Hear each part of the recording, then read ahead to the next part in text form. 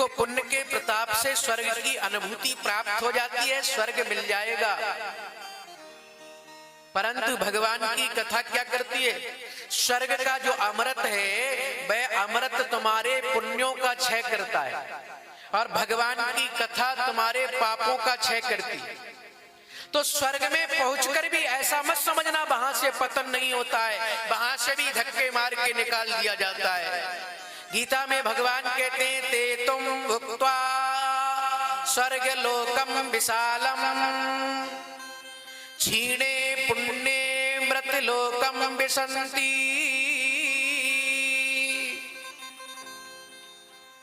एवं त्रिये मनु प्रपन्ना गता गतम काम कामा लभन्ते। पुण्य क्षीण होने पर स्वर्ग से भी धक्के मार के निकाल दिया जाता है। तो ऐसे ही इनके पुण्य मानो क्षीण हो गए हों, और तीनों कन्याओं को श्राप दे दिया कि तुम स्वर्ग से निकल जाओ, तुम अमृत के अधिकारी नहीं हो। स्वर्ग में क्या मिलता है महाराज? सुख मिलता है। स्वर्ग में सारे ऐश्वर्य मिलते हैं, स्वर्ग में अमृत मिलता है। एक महात्मा बोले अमृत मिलता नहीं है, केवल ऐसे ही दिखा के काम चला देते हैं। देवता लोगों के पास अमृत है, उस अमृत के कलश में लगा हुआ, और बताओ अगर एक एक बूंद भी पिलाएंगे तुम्हें तो कहीं ना कहीं खत्म होगा, नहीं होगा? तो इसीलिए तुम्हें दिखा के काम चला देते हो। ना आए बात समझ में तो आप ऐसे समझो, एक तीन कंजूस अपने एक गांव में रहते थे। तीनों कंजूस इतने थे कि बेचारे कभी भी देसी घी रोटी पे लगा के खाते ही नहीं थे। अच्छा, जो कंजूस होते हैं वो तो कंजूस होते हैं, पड़ोसियों को ज्यादा दिक्कत हो जाती है। बोले ये बहुत कंजूस हमारा। तो लोगों ने उसे बढ़ा दिया, उकसा दिया, और कहा बोले कभी कभार तो साहब बढ़िया बढ़िया खा लिया करो, इतना कंजूस इतना क्या करोगे उससे? तो तीनों ने सलाह की, गांव वालों ने, और तीनों ने सलाह करने के बाद 250-250 ग्राम जाकर बाजार से एक देसी घी का डिब्बी में ले आए ऐसे करके। अब भगवान जाने 3 महीने बाद आपस में मिले।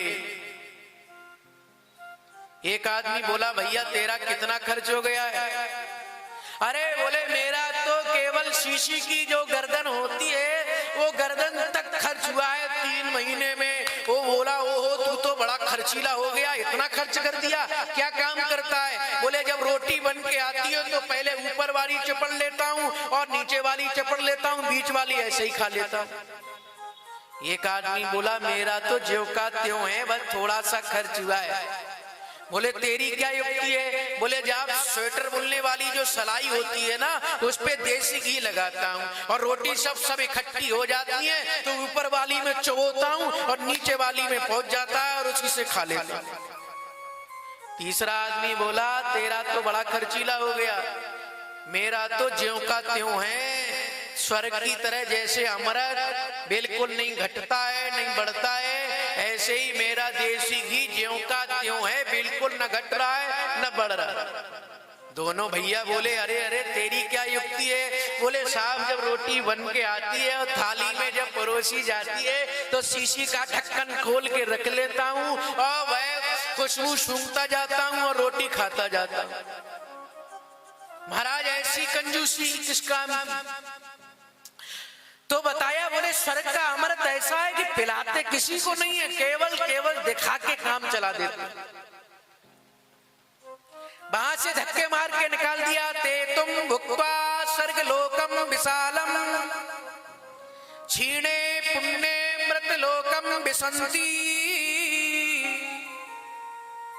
पुण्य क्षीण होने पर वह गिड़गिड़ाने लगी महात्मा के चरणों में, महाराज हमसे गलती हो गई, हमें क्षमा करो, इस अपराध से हमारी कैसे मुक्ति होगी? तब सनकादि ऋषियों ने कहा तुम्हें जाना तो पड़ेगा, परंतु हम तुम्हें वरदान दे रहे हैं श्राप के बदले। मैना नाम की जो कन्या होगी वो हिमाचल राजा की पत्नी बनेगी, साक्षात जगदम्बा भगवती दुर्गा का तुम्हारे उदर से प्रादुर्भाव होगा और जगदाधार जगत के मालिक चंद्रशेखर आशुतोष भोलेनाथ तुम्हारे दामाद बनेंगे और तुम्हारी यश कीर्ति फैल जाएगी। ध्यान्या नाम की जो कन्या है वो महाराज त्रेता युग में त्रेता युग में कौशध्वज अर्थात जनक जी की पत्नी बनेगी। वहां भी जगत जननी माँ सीता मैया का आगमन होगा और सीता मैया की पुत्री बनाकर तुम साक्षात नारायण के अवतारी जो भगवान श्री राम हैं, दशरथ नंदन है, कौशल्या नंदन है, अकारण करुण मर्यादा पुरुषोत्तम भगवान श्री राम है, उनको दामाद बनाकर तुम्हारी यश और कीर्ति फैलेगी।